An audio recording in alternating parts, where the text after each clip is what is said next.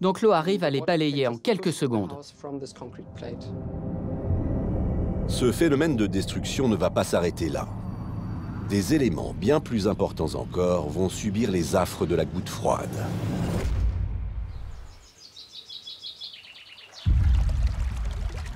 L'histoire prend place dans un petit coin de paradis, non loin de la France. Dans une vallée verdoyante et ses petits cours d'eau. Mais à l'été 2021, l'ambiance bucolique va radicalement changer. Tout l'ouest de l'Allemagne, l'est de la Belgique ont été ravagés par de terribles inondations. Ces communes se sont transformées en champs de ruines. Angela Merkel se dit profondément touchée par cette tragédie, la pire catastrophe naturelle depuis la Seconde Guerre mondiale. C'est un endroit vraiment magnifique. Tout le monde rêve d'habiter là. Et puis la rivière Aar est une petite rivière tranquille. Personne ne s'attend à ce qu'elle soit dangereuse. J'étais sûr qu'il se passerait quelque chose. Mais une catastrophe de cette ampleur, ça, c'était totalement inimaginable. Les 14 et 15 juillet 2021, alors que l'été et ses fortes chaleurs sévissent sur une grande partie du monde, le nord de l'Europe est sous les eaux. En Allemagne, ces inondations seront la pire catastrophe naturelle d'après-guerre. C'est comme un tsunami qui a traversé tout le village. Je vois la voisine qui tape à la fenêtre en criant très fort au secours plusieurs fois. Et puis à un moment donné, on ne la voit plus, on ne l'entend plus.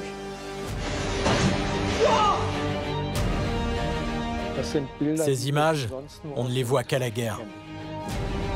Pour comprendre cet été meurtrier qui a fait 41 victimes en Belgique et 180 en Allemagne, scientifiques et habitants, dont certains ont tout perdu dans la catastrophe, ont accepté de parler.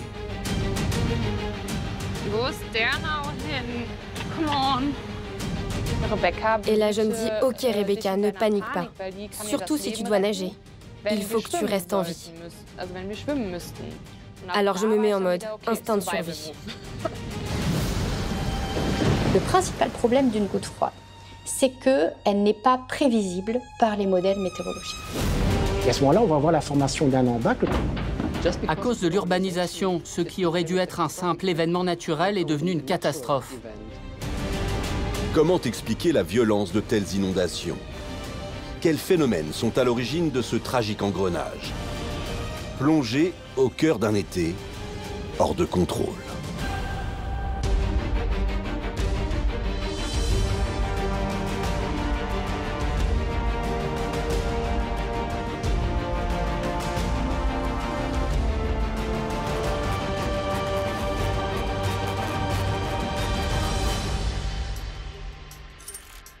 Mardi 29 juin 2021.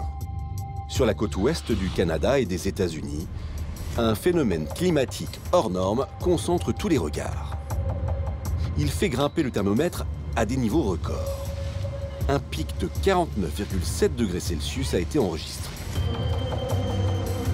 Il fait déjà chaud comme ça, alors qu'est-ce qui va nous arriver en août?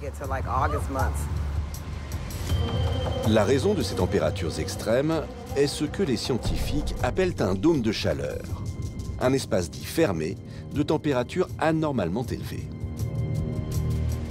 Prises au piège, les populations concernées suffoquent.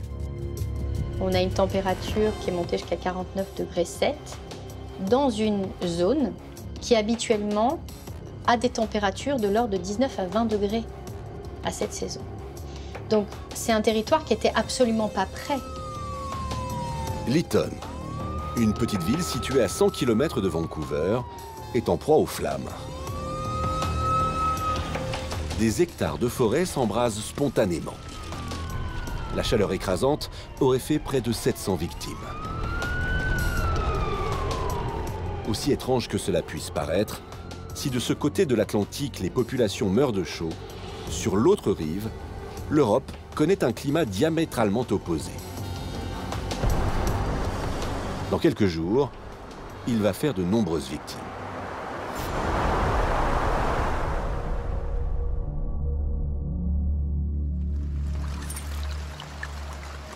Samedi 3 juillet 2021. À l'inverse du dôme de chaleur qui sévit en Amérique du Nord, une partie de l'Europe est sous la pluie.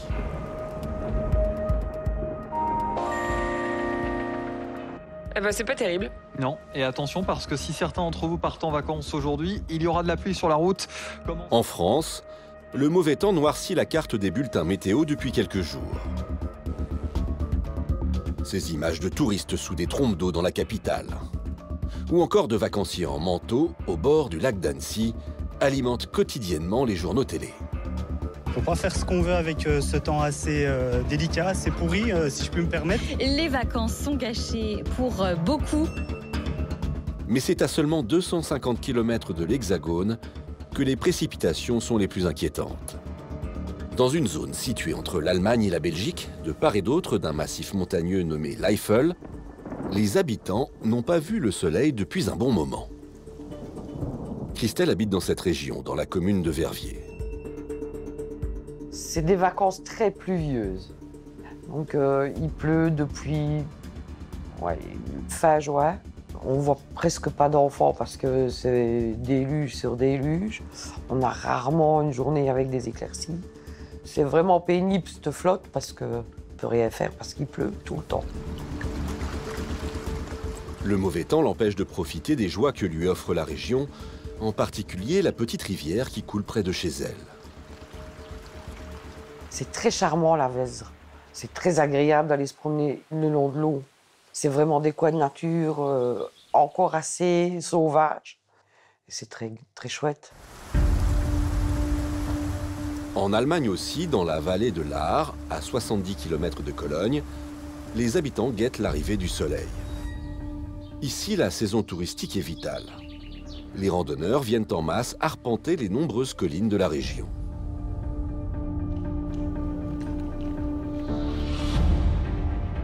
En plus de la montagne, l'endroit est traversé par de nombreux ruisseaux et par la rivière Aar.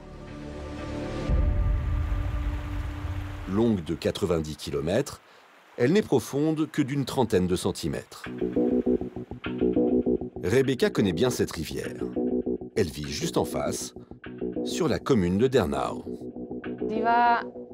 L'Aar, c'est franchement une rivière très paisible. À vrai dire, elle était même très asséchée ces dernières années. D'ailleurs, quand j'étais enfant, c'était même quasiment impossible de se baigner. Cette rivière ressemble plus à des flaques d'eau, je dirais. C'est vraiment très très calme. Mais cette tranquillité sera de courte durée.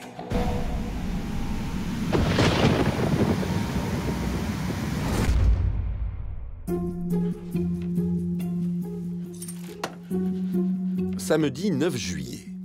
Aux pluies exceptionnelles s'ajoute un nouveau phénomène climatique. Il est encore loin des territoires belges et allemands, mais les scientifiques l'observent avec attention. Identifié sous le nom de goutte froide, ce tourbillon de vent glacial en provenance du pôle Nord pourrait causer d'importants dégâts en Europe. Une goutte froide, c'est une dépression d'altitude qui va en quelque sorte s'isoler de la circulation atmosphérique générale. C'est généralement une source de grande instabilité. Et donc, c'est typiquement une situation qui va provoquer du mauvais temps et parfois des pluies abondantes. Habituellement, la goutte froide apparaît entre l'hiver et le printemps. Sa survenue en été surprend autant qu'elle inquiète. À chaque fois qu'on augmente la température atmosphérique, on augmente ce pouvoir de précipitation potentielle, puisqu'à un moment donné, cette vapeur d'eau ne peut pas rester dans l'atmosphère, elle est instable, et elle finit par condenser et par retomber. Non seulement cette goutte froide a profité des températures chaudes pour se charger en humidité, mais trônant au-dessus de la Méditerranée, elle s'est décuplée avec l'évaporation de la mer. En somme, une bombe climatique s'est formée dans le sud de l'Europe sans que personne ne sache où et quand exactement elle va frapper. Une seule certitude, la voilà désormais partie en direction du nord. 3 jours avant la catastrophe, on n'est pas sûr de la direction que prendra la goutte froide. Mais on se dit, ok, ça sera probablement à l'ouest de l'Allemagne. Il y aura sûrement de fortes précipitations et peut-être une crue. Mais ça, cette inondation exceptionnelle, personne ne pouvait l'imaginer.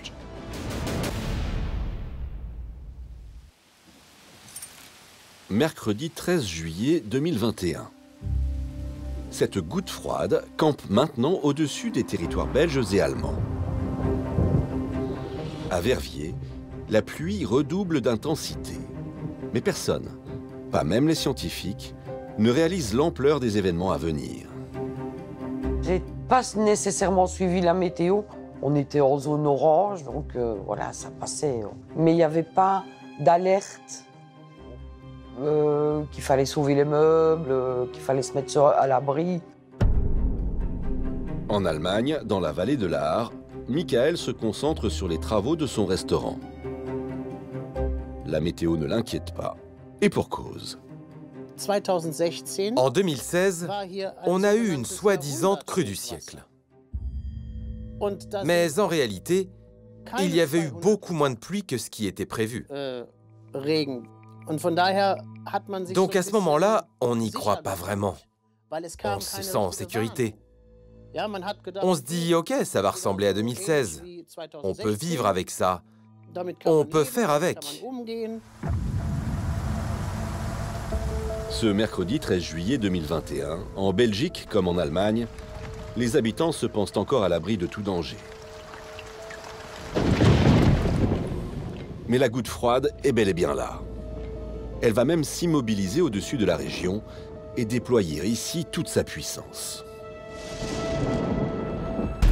En effet, à 1300 km de là, un anticyclone sur l'Atlantique empêche la circulation des vents d'ouest qui pourraient évacuer la goutte froide vers l'est. Pendant qu'un second anticyclone, basé sur la Scandinavie, lui barre la route vers le nord.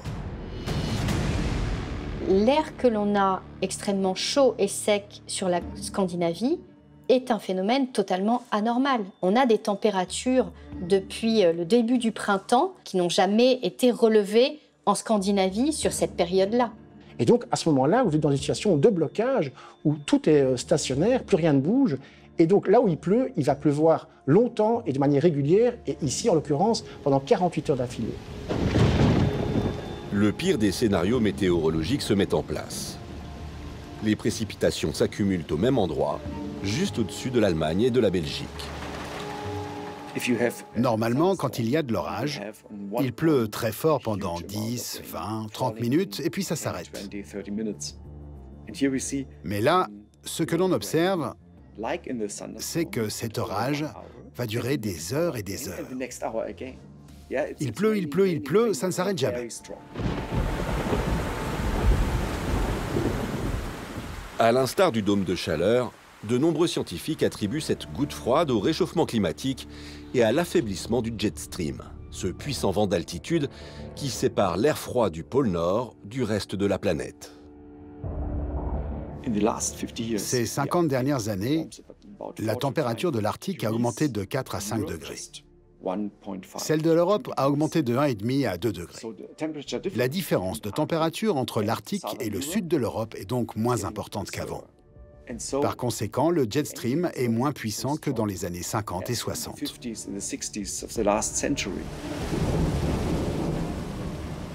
Dans quelques heures, l'affaiblissement de ce jet stream va se traduire de manière spectaculaire. Les populations belges et allemandes vont bientôt connaître les conséquences désastreuses de la goutte froide qui va se déchaîner comme jamais sur leur territoire.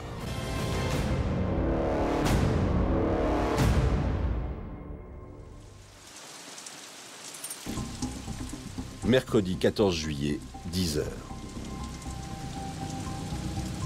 En Belgique comme en Allemagne, la pluie ne cesse de tomber. Le niveau des rivières a plus que doublé. De 30 cm, leur hauteur est passée à 75 cm. Alertées, les autorités se préparent à une inondation de grande ampleur.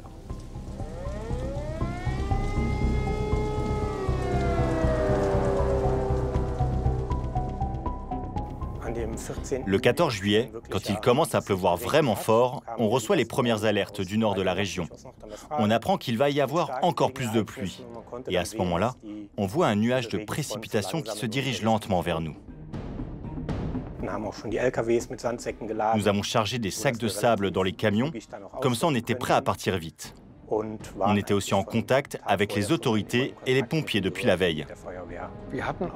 En 2016, on avait déjà eu une inondation de ce type. Mais ici, dans notre région, ça n'avait pas eu d'impact significatif. Il n'y avait pas eu de dommages très importants. Et c'est pour ça que, quand c'est arrivé, on a pensé naturellement que ça se passerait de la même manière. Helmut Lucy regarde d'un œil inquiet la progression de l'eau. Schult, le village de 700 habitants dont il est le maire, est situé le long de la rivière Aar. Le matin vers 11 h, une dame âgée m'appelle pour me dire que sa cave est inondée. À cause de la crue, elle n'arrive pas à accéder à la pompe qui lui permet normalement d'évacuer l'eau. Je me rends tout de suite chez elle pour l'aider. J'étais très inquiet pour les habitants.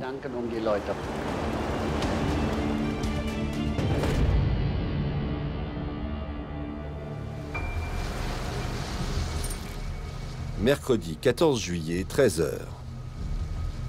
En Belgique, à Verviers ou Vicristel, le petit cours d'eau nommé la Vesdre a grandi de 5 fois sa taille habituelle. Il fait aujourd'hui 1,50 m de profondeur, alors qu'il ne faisait hier que 30 cm. Le 14 juillet, il pleut. Mon voisin en face met la pompe pour vider ses caves. Dans la nôtre, il y a une petite dizaine de centimètres, pas plus. Donc je ne m'inquiète pas. Michael, lui, commence à s'inquiéter. Il partage cette vidéo sur les réseaux sociaux.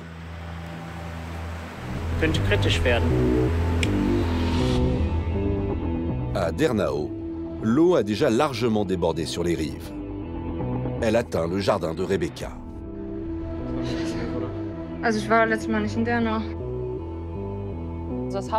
La maison est si proche de l'eau que nous sommes, pour ainsi dire, aux premières loges.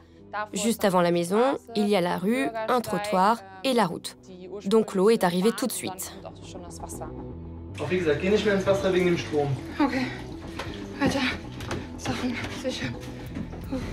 Avec mon ami, on a commencé par garer les voitures dans la montagne. Même si l'inondation ne semblait pas encore très dangereuse, c'est quand même la première chose à laquelle j'ai pensé. Je me suis dit, il faut garer les voitures en hauteur, en lieu sûr. Malgré les précautions des habitants, rien n'arrête l'eau qui ne cesse de gagner du terrain.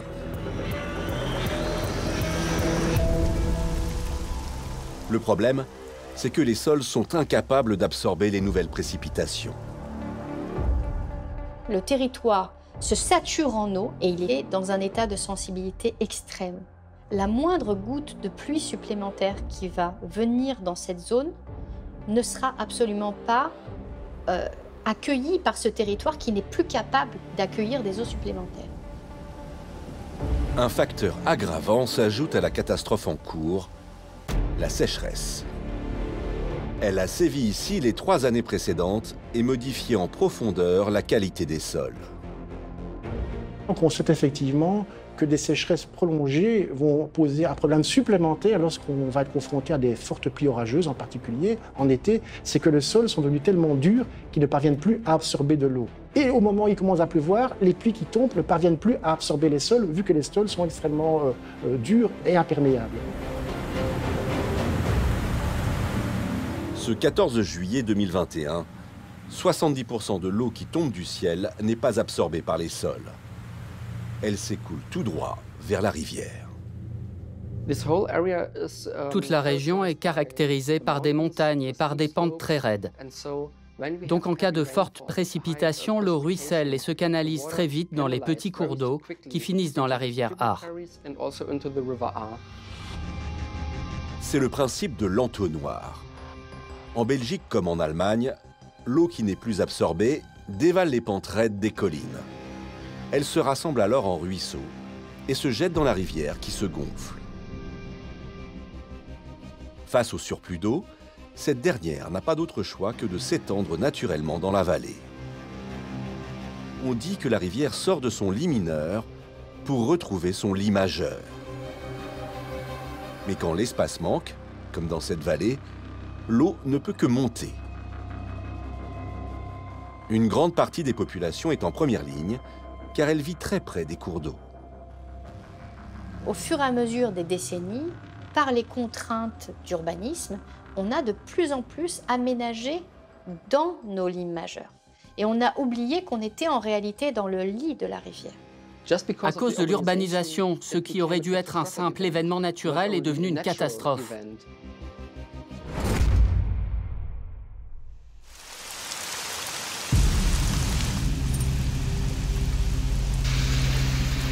Mercredi 14 juillet, 17 h.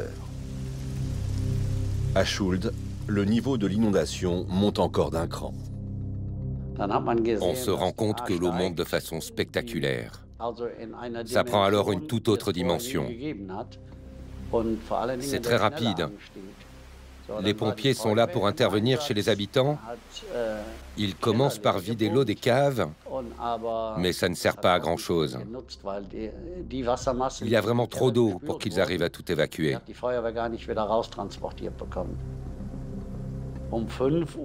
À 5 h, il y a encore beaucoup de personnes qui restent coincées chez elles. Alors on lance une première évacuation, celle des personnes âgées. À Verviers, en Belgique, Christelle reçoit des nouvelles alarmantes des villages situés en amont de la rivière. Vers 5 h, on a appris que Dolin avait évacué une partie des personnes. Nous, on s'est un petit peu inquiétés.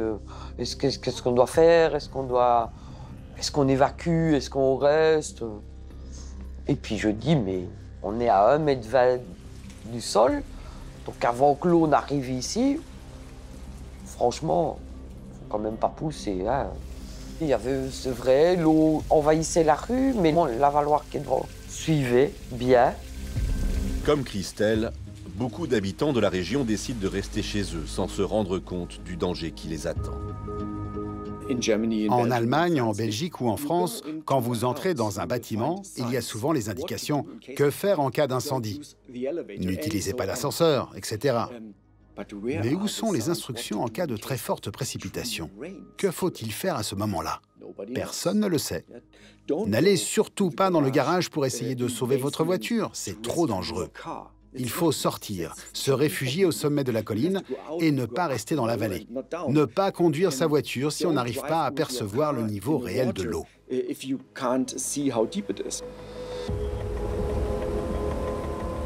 Les habitants n'imaginent pas une seconde combien les cours d'eau qui les entourent sont dangereux. Le passé devrait pourtant les avoir alertés. Géographe à l'université de Bonn, Thomas Roggenkamp étudie les crues historiques de la rivière Aar. La région a déjà connu des inondations catastrophiques et de très graves crues. En 1804, par exemple, de nombreux villages ont été ravagés. Les habitants ont été pris par surprise. Beaucoup de personnes sont mortes. Dans ces vallées, les gens devraient avoir conscience du danger. Mais malheureusement, il y a comme une amnésie générale à ce sujet-là. Cette inconscience va malheureusement s'avérer fatale.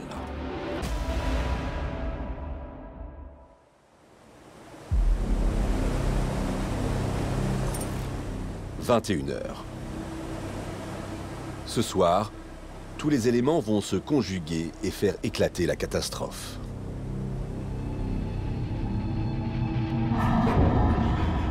À Dernau, l'eau a envahi toute la ville. Restée chez elle, Rebecca continue de filmer.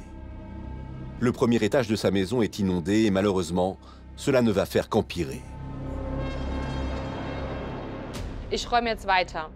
Je suis à l'étage, en train d'essayer de sauver le peu d'affaires qu'il me reste. Et puis tout à coup, mon mari appelle l'ami avec qui j'étais. Mon ami se met à crier « Rebecca, vite! Nous devons nous mettre à l'abri maintenant, au dernier étage de la maison. »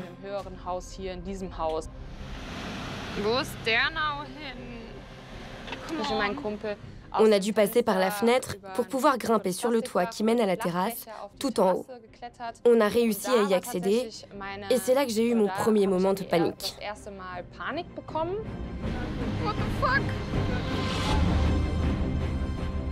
À Marienthal, dans son jardin au bord de l'eau, Michael prend conscience du danger. Téléphone à la main, il décide lui aussi de témoigner. Man muss es so nehmen, wie es kommt. Ich stehe bis zum Geschlechtsteil im Wasser. Daumen drücken. Tschüss. Il prend alors la décision de quitter sa maison et de se réfugier à quelques kilomètres de chez lui, à Ahrweiler, chez une amie. Là-bas, le centre-ville n'a pas été inondé en 2016. Il n'y a donc rien à craindre, du moins, c'est ce qu'il croit. On est tranquillement en train de regarder la télé. À un moment, on entend du bruit dehors. On se dit que c'est encore les jeunes qui font la fête et qu'ils sont un peu plus bruyants que d'habitude. On regarde par la fenêtre. Là, on voit de l'eau partout dans la rue. De l'eau? De l'eau dans Ahrweiler? Je me dis, oh ma voiture, elle est garée sur la place du marché. Je décide d'aller la chercher. Je descends les escaliers. Là, je vois qu'il y a déjà un bon mètre d'eau dehors. Je mets quand même mon pied dedans. Je me rends compte que la force du courant est beaucoup trop importante. À ce moment-là, je me dis non. Michael, non, n'y va pas. Ce geste va lui sauver la vie. Fuir l'eau à tout prix. Michael décide alors de se mettre à l'abri au premier étage. À ce moment-là, la porte de notre terrasse explose en 1000 morceaux. Il y a des bruits comme ça qu'on n'oubliera jamais. Le moment où le verre de la véranda se brise. Ce bruit et toute cette eau, ce sont des souvenirs qui resteront gravés dans ma mémoire. La hauteur de la rivière est maintenant de 6 mètres, près de 25 fois sa taille habituelle. Elle atteint la terrasse où s'est réfugiée Rebecca. La jeune femme imagine alors les pires scénarios. Là, je me dis, ok Rebecca, ne panique pas. Surtout si tu dois nager. Il faut que tu restes en vie. Alors là, je me mets en mode instinct de survie. En temps normal, on peut nager dans ces cours d'eau. Mais là, dans cette rivière, c'était impossible. C'était comme se jeter dans le vide. C'était vraiment très agité. J'ai vu notre réverbère en béton se renverser et le conteneur à verre passer devant nous. Je pensais qu'il allait exploser. J'ai eu vraiment peur. À la hauteur de la rivière s'associe un débit d'eau colossal de 700 mètres cubes secondes. 2 images illustrent cette puissance. Sur les réseaux sociaux, un habitant filme la rue sous des eaux en furie. Ou encore ici, un piéton témoin de la rencontre improbable entre une caravane et un pont.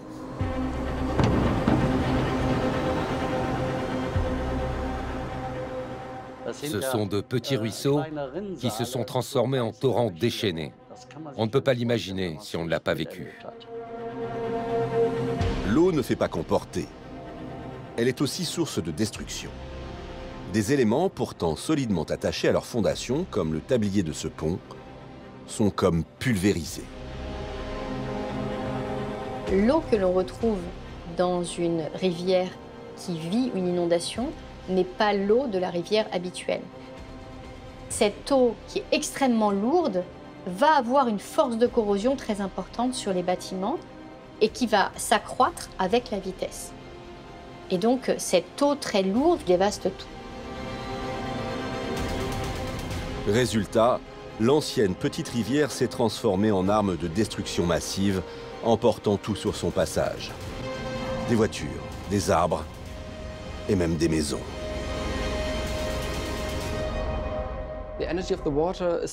La force de l'eau est telle qu'elle est capable de pousser une maison entière.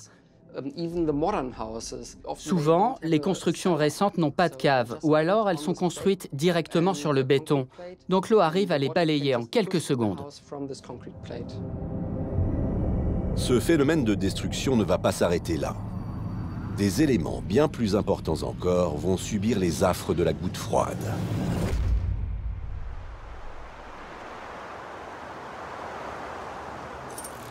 « 23 heures. À cet instant, l'inondation prend une tournure exceptionnelle. On se rend compte que ça vire au drame. On commence à voir une quantité invraisemblable de déchets flottants. L'eau emporte des arbres, des bonbonnes de gaz et même des caravanes. Le plus grave est que cette destruction s'auto-alimente. Plus l'eau charrie d'éléments, plus elle est dangereuse et menace les populations. L'eau balaye complètement la salle communale. Elle est emportée par le torrent. Son toit se retrouve bloqué sous le pont. L'eau de la rivière est alors retenue au niveau du pont et ne peut plus s'écouler. Elle s'accumule dans le centre du village et submerge tout.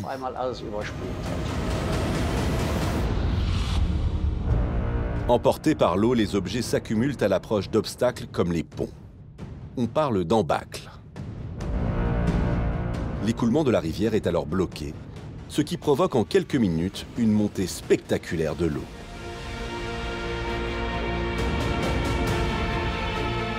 Le petit village de Schult est en proie à ce phénomène et voit l'eau arriver de toutes parts. Tout le village est envahi. Les maisons sont inondées jusqu'au premier étage.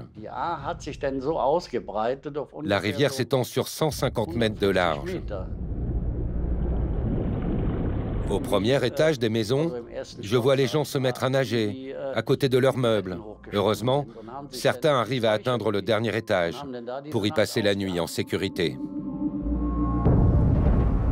À Verviers, Christelle dort. Elle croit être en sécurité dans son appartement situé à 1,20 m du sol et loin de la rivière, quand soudain... Ma fille vient me réveiller, elle me secoue même, en me disant « Il y a le chien qui aboie, lève-toi, il faut que tu viennes voir la rue. » J'ouvre la fenêtre, et là, en effet, oui, l'eau a monté, il y a... Les 2 premières marches du perron ont disparu sous l'eau, donc... Je dis qu'il faut qu'on s'habille. Quand je viens pour refermer la fenêtre, par curiosité, je me suis penchée à la fenêtre. J'ai regardé à droite. Il y avait un mur d'eau qui nous arrivait dessus, venant de la droite, par rapport à la fenêtre. Et on s'est sauvés. Christelle est confrontée au danger de l'embâcle. Sous la pression de l'eau, le pont a fini par céder. Une série de vagues jusqu'à 10 mètres de haut, l'équivalent de 3 étages, est alors libérée.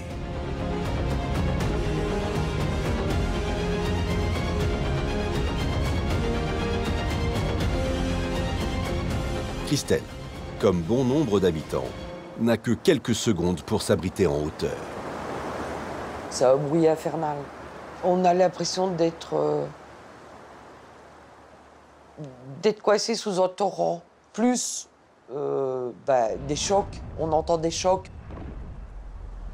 Et je ne me rends pas compte que ce qui est en train de cogner à côté des escaliers, c'est la bibliothèque, c'est la vitrine. Je ne me rends pas compte de tout ça. J'entends bien que ça tremble, mais je suis incapable de dire que c'est l'eau. Et je réalise même pas ce qui nous arrive. Je vois la voisine qui tape à la fenêtre en criant très fort au secours plusieurs fois. On voit les voisins du premier qui essayent, eux, qui ont essayé de la secourir. Et puis à un moment donné, elle a été emportée par le courant de l'eau. Et on ne la voit plus, on ne l'entend plus. Donc on se doute bien de ce qui est arrivé.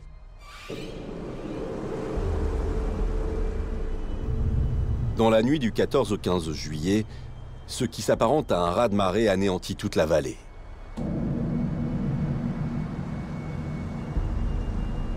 Le chaos règne désormais dans ces villes d'ordinaire si paisibles. Le moment où je me suis dit « Oh merde », c'est quand les premiers avis de décès sont arrivés. Une femme pompier était portée disparue et on a appris qu'elle s'était noyée. L'annonce nous est parvenue vers minuit et c'est à ce moment-là qu'on s'est rendu compte que la situation n'avait rien à voir avec ce que nous avions connu jusqu'à présent. L'électricité est coupée, il n'y a plus de communication, plus de lumière. Les messages se sont faits de plus en plus rares au cours de la soirée, parce que tout le monde était pris par les missions de sauvetage. Certains sapeurs-pompiers ont même dû abandonner leur caserne à cause de l'arrivée soudaine de l'eau. La situation est devenue de plus en plus compliquée.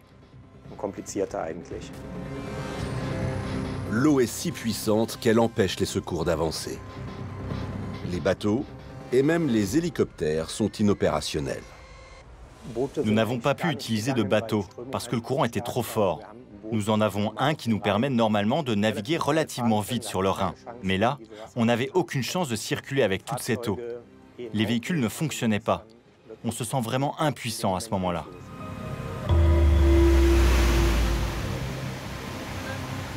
L'eau, cet élément si familier, s'invite désormais chez les habitants avec une force insoupçonnée.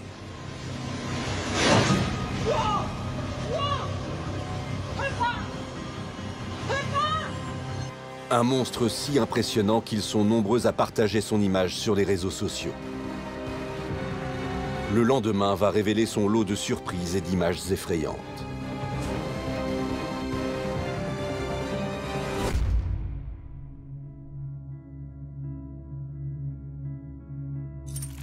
« 15 juillet 2021, 6h30 du matin. Au terme d'un déluge qui a duré près de 48 heures, la Belgique et l'Allemagne se réveillent traumatisées. La force de l'eau a littéralement décollé le revêtement des rues, éventré les autoroutes.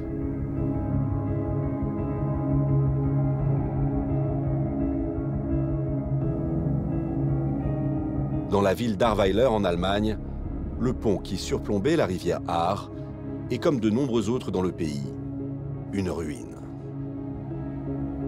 Même le colossal barrage de Steinbach est fragilisé au point qu'il menace désormais de céder.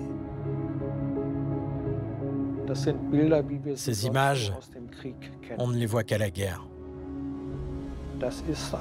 Mes collègues et moi, on n'avait jamais vu de tels dégâts.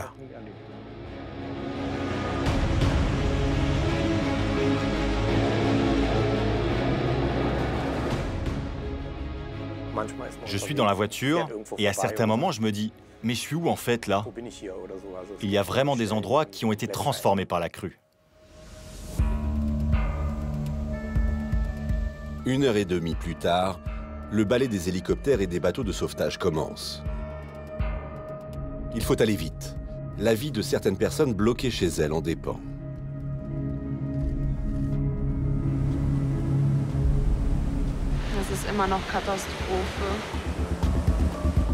Rebecca, elle, est secourue après 11 heures interminables passées sur le toit de sa maison.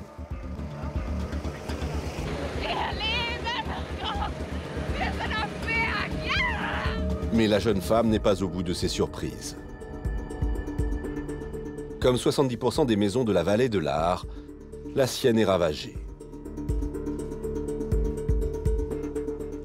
Comme le montrent ces images, aucun des 3 étages de sa maison n'a été épargné.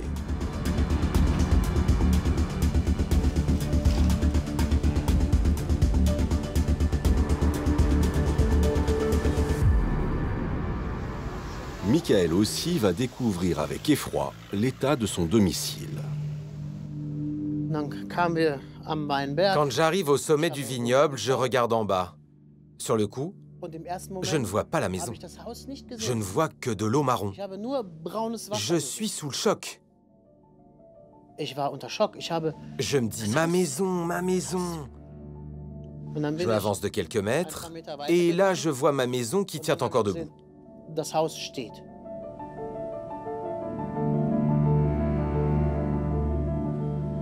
Also Leute, ihr habt keinen blassen Schimmer, was hier im Ahrtal passiert ist.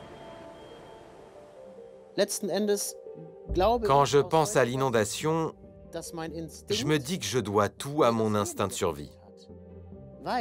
Si je n'avais pas pris la décision de partir, je serais resté coincé ici. Et Dieu sait ce qui serait arrivé. Schuld. Le village d'Helmut Lucy a été détruit en grande partie par la furie des eaux. Je me demande d'abord s'il y a des victimes. C'est la première chose à laquelle je pense. Même si les inondations ont tout détruit, c'est possible de tout reconstruire. Mais les vies humaines sont irremplaçables. Et c'est ma plus grande angoisse à ce moment-là.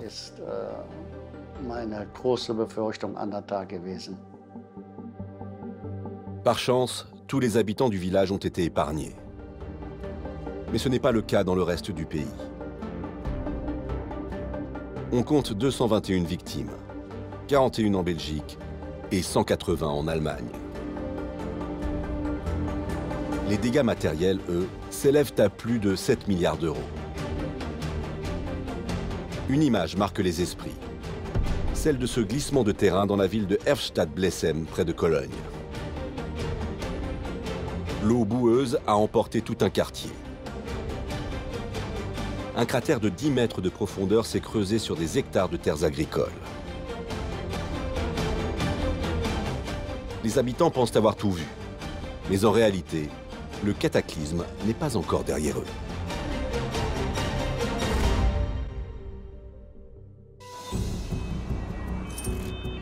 Jeudi 15 juillet, 8h30. À peine sortis de leur cauchemar, les populations allemandes sont sous le coup d'une nouvelle menace. Marc Lohmeyer, membre de la protection civile, est sur le pont depuis 24 heures. Il n'imagine pas qu'une mission encore plus périlleuse l'attend. Je savais qu'on allait certainement devoir pomper des caves, réparer des bâtiments et venir en aide aux habitants. Mais s'il y a une chose que je n'avais pas en tête, c'est que nous ayons affaire au barrage de Steinbach. Je n'imaginais pas qu'il y aurait un tel danger là-bas.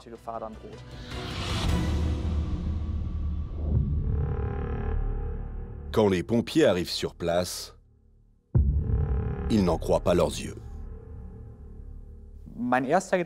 Au moment où je vois le mur du barrage pour la première fois, je me demande si je n'ai pas atterri dans le film de Godzilla. On dirait qu'un monstre géant a creusé de profonds sillons avec ses griffes. Les précipitations ont rongé la digue de ce barrage.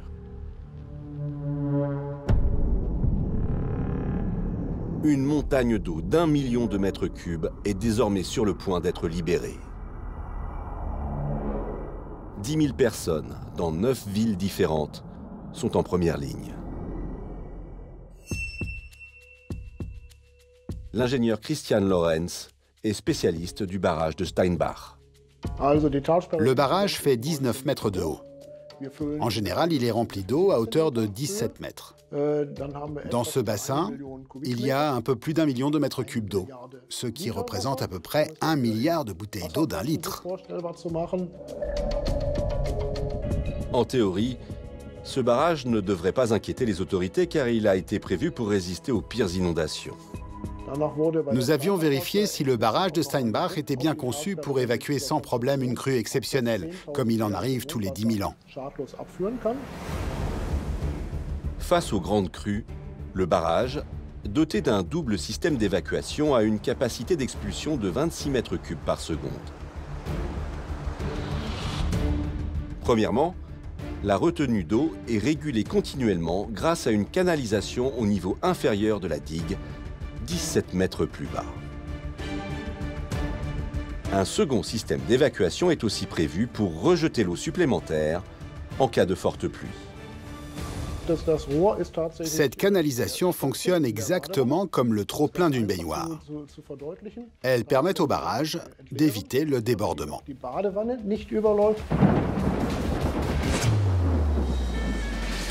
Mais cette nuit-là, le barrage a dû faire face à un tel surplus d'eau que le système d'évacuation s'est avéré inefficace. Le bassin a débordé pendant plusieurs heures. Évidemment, la réalité est bien pire que tout ce qu'on avait imaginé jusqu'à présent.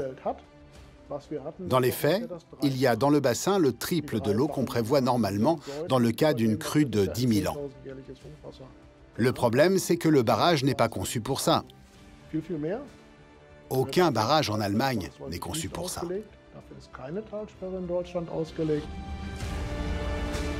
Une partie du sol emportée par les eaux a bouché l'évacuation. Le barrage ne peut pas être vidé. Une eau au-delà du niveau d'alerte, une digue fragilisée, une évacuation bouchée. À tout moment, le barrage peut céder. Jeudi 15 juillet, 20h. Les pluies ont cessé depuis une quinzaine d'heures, mais au journal de la première chaîne allemande, un nouvel événement fait la une.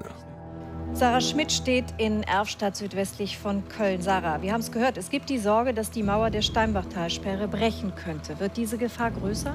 Aber dieser Staudamm, diese Staumauer wird natürlich jetzt weiter überwacht, weil der Druck durch das Wasser doch immer noch sehr groß ist. Par mesure de prévention, les autorités ont évacué les populations menacées. Pour le moment, il est impossible de déboucher la canalisation. La seule solution est de vider au maximum le barrage. Tout au long de la journée, les secours ont installé des pompes venues de toute l'Allemagne. C'est une course contre la montre. On se demande si on y arrivera ou pas, si le barrage tiendra ou s'il cédera. Pour tous les habitants de cette vallée, c'est une très longue nuit d'incertitude qui commence.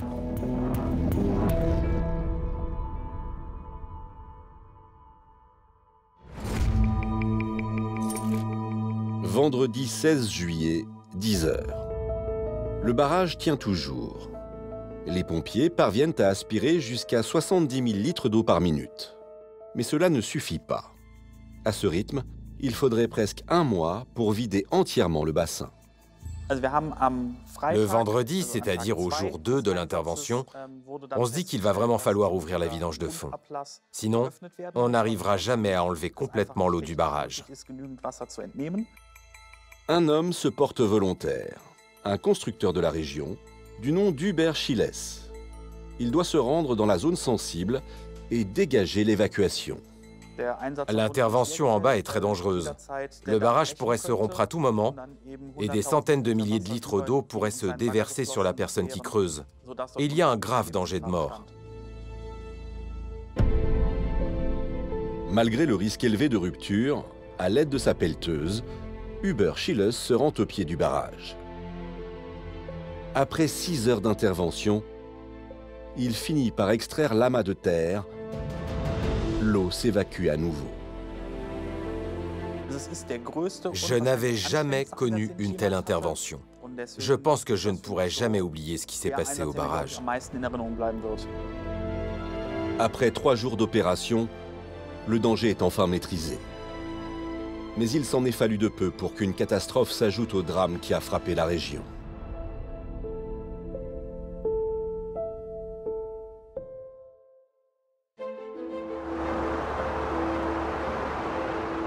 « 2021, l'été de tous les extrêmes. Gouttes froides dans cette partie du globe, dôme de chaleur dans une autre. Les populations qui ont vécu directement ces phénomènes ont été marquées au fer rouge. Et ce n'est malheureusement pas terminé. Avec le temps, toujours plus chaud, d'autres événements pourraient survenir. Dans ce contexte de changement climatique global, les événements que l'on a vécus sur l'Allemagne et sur la Belgique sont des événements que l'on vivra de manière récurrente et on a toujours ces confrontations de masses d'air très froides confrontées à des masses d'air toujours plus chaudes. Et donc on voit que plus vous augmentez le gradient de température entre ces masses d'air, plus vous augmentez la violence de ces événements qui sont contraints dans des zones et qui vont tout dévaster sur leur passage. Donc il faut absolument se préparer. Bien que la vie ait repris son cours, les stigmates de la catastrophe sont encore bien visibles. Dans l'esprit des Allemands comme des Belges, certaines images restent indélébiles. mes souvenirs s'estompent, mais voilà, il y a des flashs. Et je pense pas que je vais oublier parce que je souhaite à personne de le vivre. On l'a malheureusement tous vécu et je veux pas que ça arrive. Le maire de Schuld, ville martyre d'Allemagne, espère lui aussi se relever de cette tragédie. Ça ne sera plus comme avant. Ça sera différent, mais je me dis que ce sera peut-être plus beau. Dans chaque catastrophe, il y a toujours une lueur d'espoir. Il faut aller de l'avant.